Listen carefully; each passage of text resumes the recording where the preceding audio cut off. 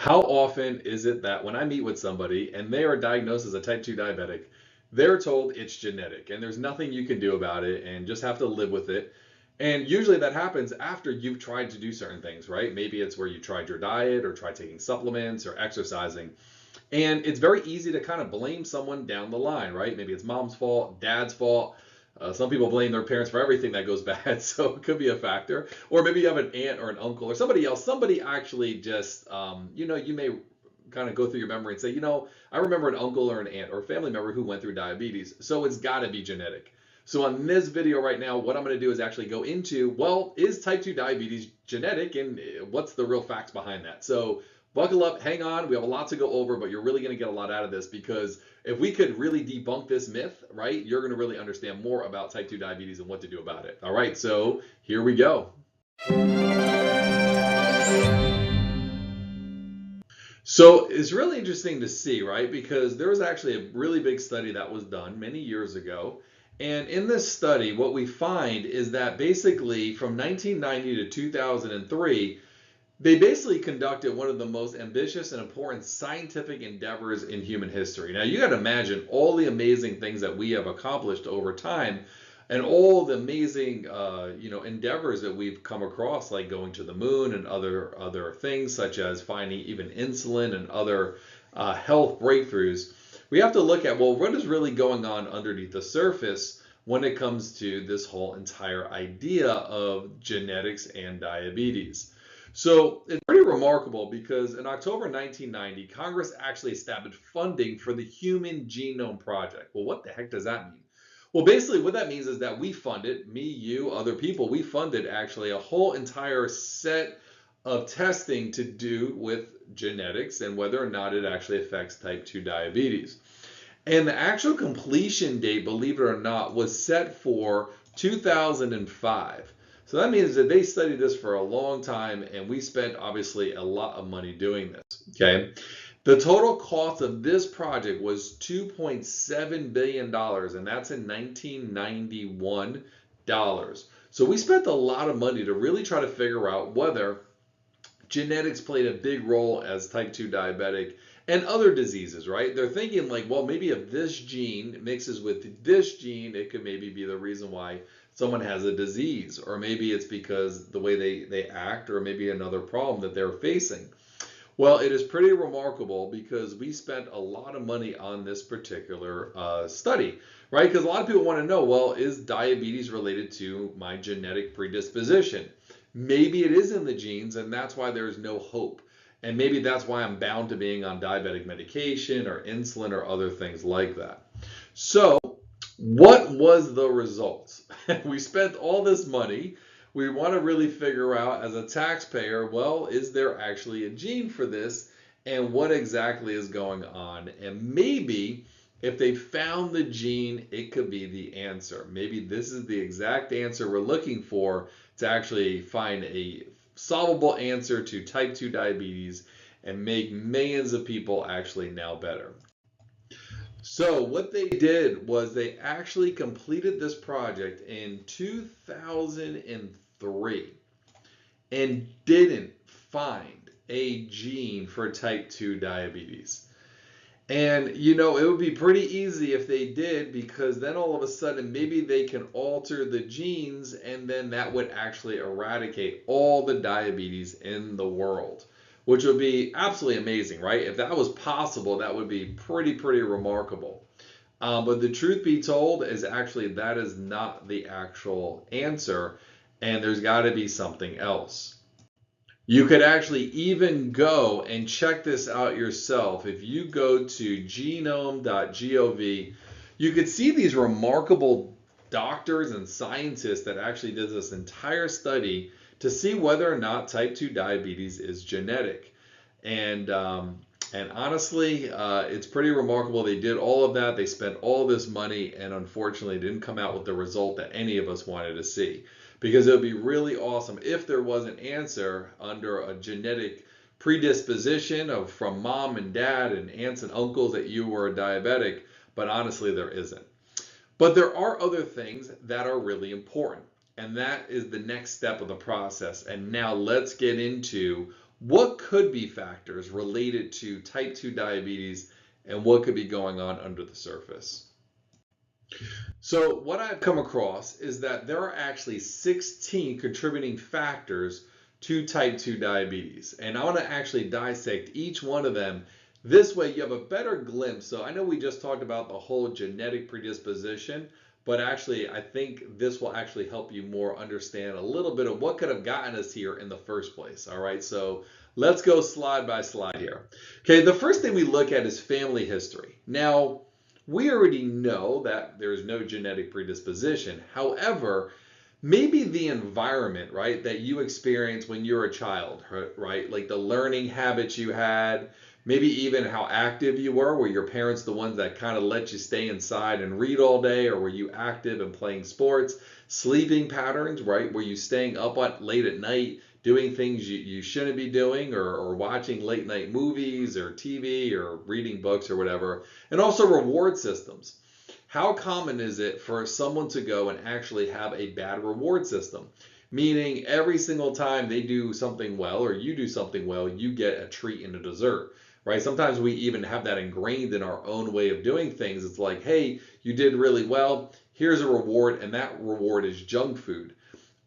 It's probably not a great reward system, right? It may be better off if your parents gave you a few dollars after you did something well, or even how you rewarded yourself. Some people, when they accomplish something really important, instead of doing something abusive like drinking more alcohol or eating bad food, they may do something proactive. Maybe they go and buy another book, or maybe they go and they get a massage or something else that is actually gratifying, right? I know my mom was pretty notorious for when she did something good or accomplished something, she would get her nails done. She would have like a pamper day, and that's actually a pretty good reward system. But even though the genetic part isn't there causing diabetes, there could be an environmental factor, and that's how you grew up with these eating habits and the activity levels and sleeping patterns, and also your reward system. Okay, the next thing let's look at is the actual distribution of fat to weight, right? So your body basically becomes more resilient to insulin, right, and resistant to it, and the hormone leptin, which actually controls appetite. So the more fat you have, especially around the middle, the more this actually causes more problems. So it is good to make sure that your body composition isn't actually creating more insulin resistance. So if you have had kind of that tire around the belly, that is a factor that has been linked to diabetes. And what it's really saying is not that it's actually diabetes, like if you have that, but it does say that that hormone leptin is actually a big factor. So by getting yourself better, right, and getting these things fixed and getting these hormones better, it actually basically can help you not only control your appetite, but also look better, right, and feel better in your clothes, right? So that is also a really important thing. The next thing we look at is a sedentary lifestyle, right? So I think everybody knows that when you are going and sitting down all day, right, your body is basically not moving. Now, a lot of times you see these experts, quote unquote, or fitness gurus talking about, well, you know, calories in, calories out if you burn more calories. But that doesn't answer all the questions, because we all know people who exercise every day. I had a person that used to deliver my mail. They would walk 10 miles a day and they were still overweight. So you would think that you're walking that far that you would actually, be able to lose a lot of weight, but this person unfortunately couldn't. But extended period of time when you are actually sitting there, it actually causes more inflammation because your body is sitting there spastic. The muscles are sitting there.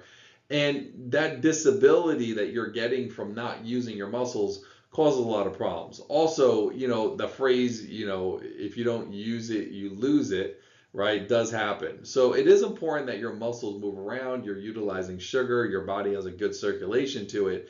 But a sedentary lifestyle is a problem because it doesn't actually help the body function better.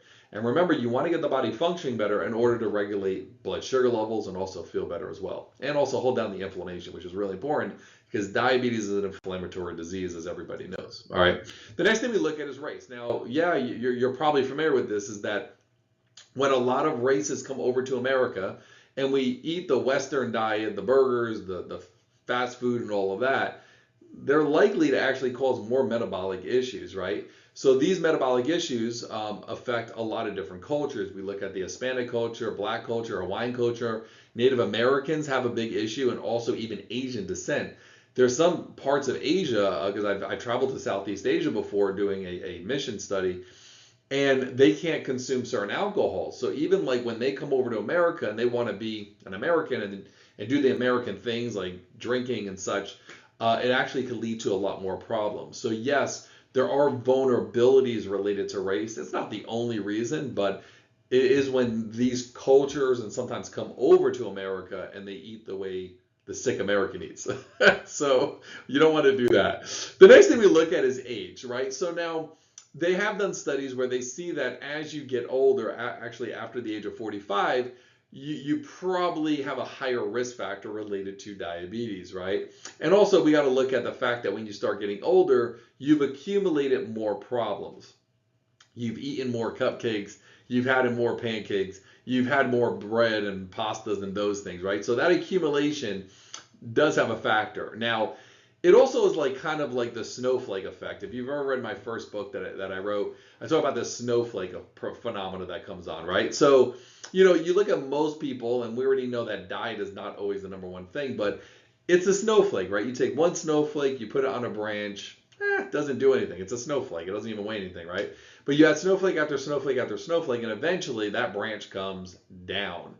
And that's essentially what happens a lot of times with diets, right? So, you know, if you refer back to when you were a kid, I don't know if one donut is going to make the world change, right? But you add donut after donut after donut and things like that, you basically keep getting the body out of balance, and that's how problems happen. So even though there is no genetic predisposition, if your family does things like this, where they're eating the wrong foods and they have these habitual things, I know culturally, even in my house, you know, I'm a half Italian. So, you know, my grandmother, you know, would cook there with that big, huge thing of pasta. And that was like a tradition, right? It became a tradition. So those traditions could sometimes lead to problems. But as you get older and older and older, it makes it harder because you've had more imbalances that have occurred. One of the things you'll know is that when I start any patient on any care plan, the first thing we work on is getting the body back to balance by doing a cleanse and getting the body functioning. And it's pretty remarkable because I see patients in their 60s feeling like they're in their 20s again because we're just getting rid of all of this residue from the years of accumulating all of these bad habits. Okay, so there's still hope. All right, so just because you've gotten older doesn't mean, you know, you can't turn back time a little bit. All right, the next thing we look at is gestational diabetes. So this is when someone, you know, is going through birthing, right? They're having a child and they're going through a point in time where their body starts getting out of whack, right? All of a sudden, as a mom, you know, if you have had or had a child, is that all the energy goes to the baby, right? Mom becomes less important, and keeping this baby alive and well is number one thing. Well, with that being said, it is not uncommon. I remember my wife, I would always joke with her when we had our first child that she would be able to smell a cupcake 4 miles away like she's a shark, right? Like, you know, sharks can smell blood and water. And it was pretty funny. And I think that did happen. You know, at that time I lived in New Jersey, and we would travel in New York City quite a bit. And, you know, there was times where she's like, I can smell a bakery. And I'm like, there's no bakery around. What's going on? But anyway, those cravings, right? These ridiculous cravings and lifestyle things at that time and hormone imbalances go crazy. And it could lead to issues related to your pregnancy, right? Which is that gestational diabetes. Now, the thing I see is that if the body can come back after the baby's born, the hormones can re-regulate, usually not a problem. But very seldom do I see that happen, right? You have a child and now you're late at night trying to take care of your baby, and you know the stresses, you know, they're waking up in the middle of the night. Those sort of things really throw the body off, and sometimes, I should say not even sometimes, many times I see women not recover. Even if the baby that caused all these issues is now 40, 50, 60 years old, right? And they're older in their life, it still could be a factor. So this is something that's really important, and it's kind of overlooked because if those imbalances stay in place, well, it just gets worse and worse and worse, right? So this is number 6, gestational diabetes. The next thing we look at is actually there have been studies done where when your baby is bigger, right, over 9 pounds, that there is a risk factor of more problems. And this goes back to what I was just mentioning. The body could be more out of balance, right? The hormones could be more of a factor. Maybe the diet was worse during that time. So when you have a bigger baby, it does create more stresses to the body. And then also it could be, how did the baby get so big? Was it genetic, right? Where the baby is just a bigger baby just due to genes from the mother and father? Or was it the fact that there was just bad habits? The person was eating too many carbs along the way, all right? So this could be a big factor related to that as well. The next thing we look at is prediabetes. Now, if you followed me and studied me long enough, I don't believe in prediabetes. Either you have a blood sugar problem or you do not. So what prediabetes is basically when your A1C goes over 5.7, right? Starts going up 5.7, 5.8, it gets into that 6 range, and now all of a sudden, the doctor comes in and says you're pre-diabetic, give you the basic spiel, watch what you eat, lose some weight, whatever. But it's that fact that you have a blood sugar problem is the issue, right? And that is something that has to be addressed in order for anybody to get better. It's not a matter of, well, are you really sick as a type 2 diabetic and now you have a disease, or do you have a blood sugar problem? And I always say nip it in the bud and handle it before it becomes a diabetic issue, right? Before that blood sugar level comes down. And you'd be surprised how many times that your diabetes is directly related to an earlier problem, right? Blood sugar problems, earlier issues with not balancing your blood sugar. The person who wakes up in the morning, drinks a cup of coffee, goes to work, doesn't eat till 2 o'clock. It's like the recipe for breaking a metabolism. Like if you ever want to break a metabolism, do that, right? Just neglect yourself, don't eat, and get stimulants all day, right? Which is unfortunately sometimes the American way of doing things. So pre-diabetes number 8 does have a big factor. All right, let's continue along. The next one we look at here is actually who you surround yourself with, right? So we could see in social circles, right, the people you hang out with, they have a big effect on whether or not you eat healthy or not. I have been kind of lucky because many of my friends are doctors, or they practice similarly to me, or they follow in my footsteps with the way they eat. So it's pretty easy when I have an event that goes on, a birthday party or something else that is obviously a social gathering. But how often do we see it where like someone goes and the job you have, someone's going to bring the food in, and this food is all like bad stuff, cookies, cakes, donuts, things of that nature. And you're just wondering probably like, hey, does my boss really like me? Like, why are they giving me all the wrong food, especially during the holidays? So, the lifestyle habits you have and also the people closest to you also have an effect. Family members, friends, coworkers, if they're all eating bad, it's common that you may do the same thing, right? What's that phrase they say, right? Birds of the same feather flock together. And it's common where if all your friends allow for a bad diet or a bad lifestyle, you may fall in suit of that because that's what's acceptable, right? Like that is really acceptable where, hey, we're going to eat bad food, or hey, we're going to drink alcohol, or we're going to do all the wrong things. If that becomes the way the group thinks and the way the group operates and the amount of health knowledge that group uses, it's kind of hard to actually get yourself better. This is why I tell patients, like, you want to make sure everybody's on the same team, right? Especially like your significant other, right? You don't want to have 2 refrigerators in a house, one refrigerator being, the healthy refrigerator, and then the other one being the sick refrigerator. So it's good when you have that social circle, which gets everybody on the same page. All right. So another really big factor to related to diabetes. So in a lot of my webinars, as well as when I talk to patients, it's not uncommon for me to see that when someone becomes a type 2 diabetic, prior to that, like even way earlier, they were actually diagnosed with hypothyroidism. Now, you may know this or not, but I actually was diagnosed with hypothyroidism years ago. And I was actually even testing something called an autoimmune disease called Hashimoto's. And it's basically the researcher that figured out that the body gets attacked, right? And when the thyroid gets attacked, the name of it is called Hashimoto's. So when a lot of people are diagnosed with hypothyroidism, they look for something called TSH, thyroid stimulating hormone. Now, TSH has a particular range it needs to be at in order for your body to function the best. It needs to be at a certain range. This way, everything goes good. But what happens a lot of times is the antibodies actually attack the thyroid tissue. And it makes for a lot of problems. It makes you intolerant of certain foods. It makes things become a big issue.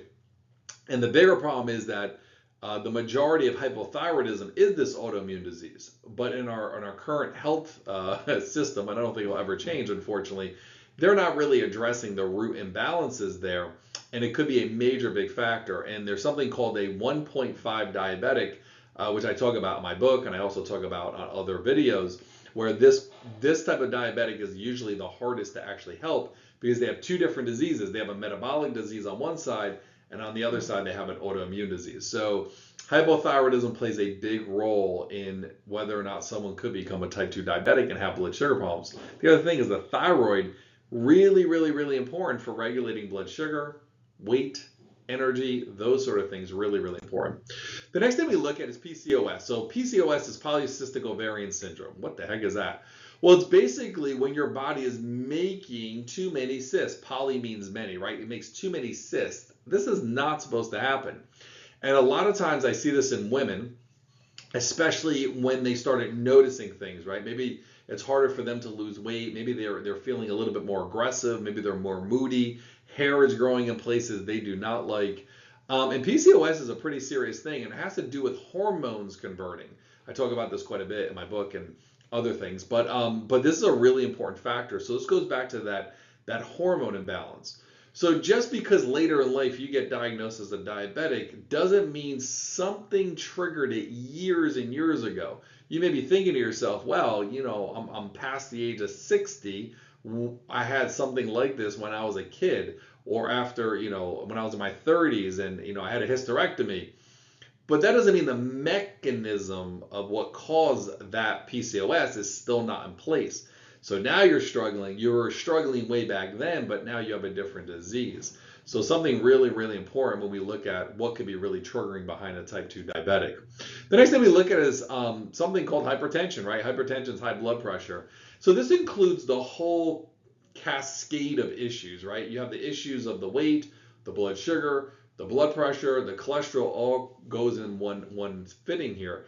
So this has to show that the body's out of balance. That's basically what you're looking at. And actually everything I've mentioned so far, and all 16 of these, will actually be because the body is out of balance. So by having these conditions, it basically means something's out of balance and it's not being addressed. So this predisposes you for other illnesses, as you know, but it's all connected. You understand? Like, even though we could sit here and we're like, oh, well, it's definitely the hypertension, they're all interconnected. The thyroid related to your eating habits, related to your body's ability to regulate blood sugar level, the blood pressure, they're all intertwined. And that's why some people get pretty confused, because if they just go after one thing, it doesn't lead to a solution. The next one here is acanthosis nigricans. And what this is basically, it's the under armpit folds and skin that becomes darker and thicker, and actually it becomes more velvety, and it's a skin disorder. Now, what is this? It's basically the body getting very thick and inflamed due to blood sugar issues and other factors. There is links to this particular condition related to having blood sugar problems, also weight issues. So sometimes you even see this on body folds, right? Like, especially if you gain a lot of weight, or even armpits and things of that nature. So you'll see this where the skin becomes thicker, almost like kind of leathery, and also darker. This also plays a role in blood sugar levels. Okay, so if you're a patient in my office, obviously we want to watch on gluten. But this is a really big issue. Gluten nowadays is a big topic. I put a lot of videos out on this particular topic. But because of the gluten and the amount of inflammation people get when they eat gluten, gluten is the protein in wheat, it does relate out to increased blood sugar levels. I'm not going to go deep dive into it right now on this particular presentation, but if you do search out other videos that I put out, I do actually go into deep depth. But here is the thing, we want to make sure we eliminate and stay away from gluten, because that creates an inflammatory response. So you want to stay away from that, especially as a type 2 diabetic. The next thing we look at is poor sleep cycles. Now, I talk about this quite a bit on webinars and patients who work with in my office. We look at something called the HPA axis, the hypothalamic pituitary adrenal axis. And this is where sleep patterns come in and brain rhythms. Well, there's a lot of things that go on in sleep, and that's not really what the purpose of this particular presentation is. But when you start seeing sleep cycles go off, why? Well, you're waking up in the middle of the night because you're taking medication and it makes you pee a lot, right? Or you're seeing that your blood sugar levels are high and you're going to the bathroom over and over again. Well, this does affect cortisol levels and stress hormones, and it does make it harder for your metabolism to get going. And this leads on to obesity and other weight issues, especially like people have heard of like CPAP machines and sleep apnea. Well, if you're having an apneic response to the body, that means your body stops breathing. That's not good. And that's something that you need to make sure is functioning correctly. But a poor sleep cycle actually does affect a lot. Now let's get into the last thing we want to talk about here related to what could be affecting and causing blood sugar levels to go up that can link to type 2 diabetes. And that is going to be a background of having a stroke, right? So if you've had so many imbalances in your body and your body is actually clotting and causing issues related to your heart and you've had a stroke, well, obviously your risk factors associated with it and blood sugar levels, because the whole system is related, right? They're all intertwined and interconnected, so they all have to work together. So this is why if you've had a cardiovascular event, such as a stroke, then it actually raises your risk factors to being a diabetic. Because why? Because your body was out of balance, big time out of balance in order for the stroke to happen in the first place. So diabetes somehow just creeps within that, and that actually leads to more and more problems. So what I'd like to do now is I want to kind of change speeds a little bit, and let's talk about the things you actually can do, and you actually can have a better glimpse of what to do to actually get yourself better and to actually improve your type 2 diabetes. So hold on, here we go, round number 3. So you're wondering, what is the root problem? Okay, we got into all these slides. We started out first saying, well, it's genetic, or it's got to be genetic. And now we're looking at the fact that, well, maybe it's not genetic, and all these other 16 other things do play a contributing role. But now the question is, well, what is exactly the root problem? So I always tell people this is really what it looks like, right? So if we come over here and we look at this, right, this iceberg would be similar to your overall body, right, and your overall health.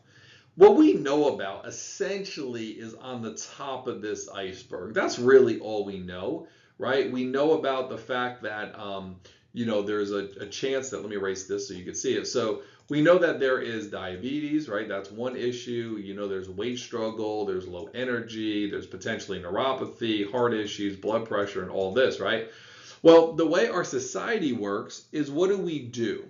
Well, we come in here and we start going and trying to treat this with drugs, right? We go, we put all the medications out there, right? Your insurance will pay for that. Or some people actually take supplements, right? They take vitamins to try to handle it, right? So if they have diabetes, there's like 1,000 things out there that you could buy on Amazon that treat the symptoms of your body, right? Like diabetes. Some people try to diet here, some people try to exercise.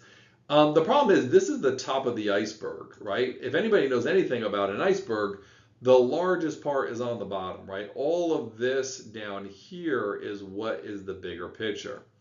And what sits down there is what essentially is causing the top. So you can see all this stuff on top that is caused by the bottom. So what really goes on under diabetics? And I've been doing this a long time, helping tens of thousands of people. And I'll tell you that when you start chasing the top here, the diabetes, the blood pressure, the weight struggle, and all that, you don't really get anywhere. You get pretty frustrated because you're thinking, oh, what's the next diet? What do I need to eat? Or what's the best exercise program? And it doesn't leave a lot of hope. And it's very frustrating. It's exhausting. It's expensive, right? I mean, keep on taking more and more drugs and it leads on to bigger and bigger problems. Or taking more and more supplements, right, that aren't working. It's expensive, right? Because if you pay $1 and it doesn't work and puts you in the wrong direction, that's a waste of $1. Whereas if you took $100 and it puts you in the right direction, then that's a much better investment in your health. So let's look at the bigger picture, and this is what really goes on. So on the bottom of this whole equation, right, is all of these things that sit below it, right? We look at something called the adrenal issues. We look at feed-forward bidirectional vicious cycles. We look at infection, hormone imbalance, dysbiosis, toxins, the liver. I've never seen a proper functioning liver in a diabetic, by the way. Mold, we have inflammation, thyroid, HPA axis, autoimmune, and metabolic blocks. And essentially what happens in my office is that patients that I work with, we actually just start going and erasing each area, right? And I use the word erase loosely, but we start getting all these things back to where they should be, right? And by doing that, what it does is essentially makes this iceberg smaller and smaller. And boy, my screen is really looking ugly right now, but you get the point, right? So it makes this iceberg smaller and smaller, and thus you'll see the diabetes start going away and improving, and you start seeing the weight go better, and you start seeing energy improve, neuropathy get better.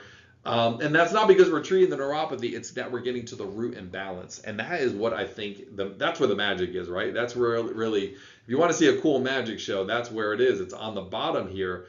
And yes, it requires work. Yes, it requires some strategy, quite a bit of strategy, and protocols and those sort of things. But that is really how patients are able to get better throughout all of this. Okay, so anyway, if you have these things on the bottom going on, and it's not being addressed, that is why people continue to struggle needlessly, in my opinion.